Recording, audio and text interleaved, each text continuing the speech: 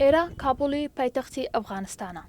بارینی بەفر نەک نەبۆتە هۆی دڵخۆشی خەڵک، بە پێچەوانەوە بێکاربوونی زیاتری خەڵک و گرانتربوونی نرخی سوتەمەنی بە دوای خۆیدا هێناوە. عەبدولبەسیر گەنجێکی تەمەن 32 ساڵی دانیشتووی کابوڵە. سەرما ئەو منداڵەکانی خزاندۆتە ناو تاکە ژوورێکی بچووک. ئەو دەڵێت بەهۆی هەژاریەوە 3 جار کچە بچووکەکەی خۆی فرۆشتووە.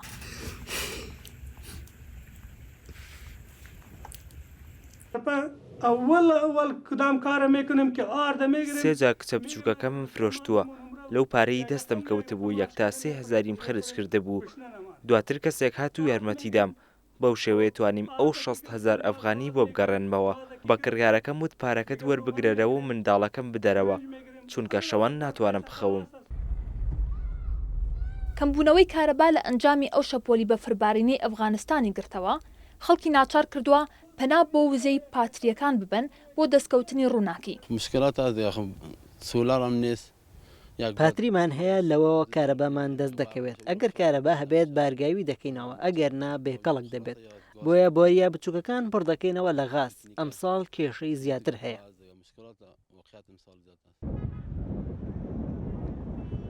دوای هاتنەوە سەر دەسەڵاتی بزوتنەوەی تالیبان، ڕۆژ بە ڕۆژ ژیانی ئەفغانیەکان سەختتر دەبێت.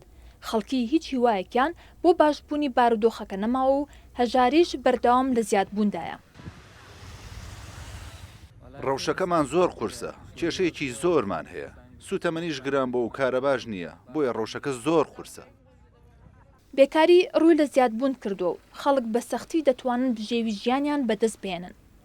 ئەنجەلا ژنێکی تەمەن 45 ساڵە و تاکە کەسی نێو خێزانە 8 کەسیەکەیەتی کار دەکات. هیچ بژاردەیەکی ترم نییە جگە لە بەڕێکردن. کەس قەرز نادات. بانک و هاوڕێ و خزمم نییە. کەس بەشی خۆی نییە. من و منداڵەکانم پێویستمان بامانەوە هەیە. بەیانی کە هاتمە دەرەوە. منداڵەکان هاواریان دەکرد. دەیانوت بەفرباریوە، چونکە تێگەیشتن دایکیان ئەمڕۆ کار ناکات و بە برسێتی دەمێننەوە. بەهۆی سەرما و شەپۆلی بەفربارینەوە، نیوەی دانیشتوانی ئەفغانستان ڕوبەڕووی مەترسی برسێتی بوونەتەوە. زیاتر لە 3 ملیۆن منداڵیش مەترسی بەدخۆراکیان لەسەرە.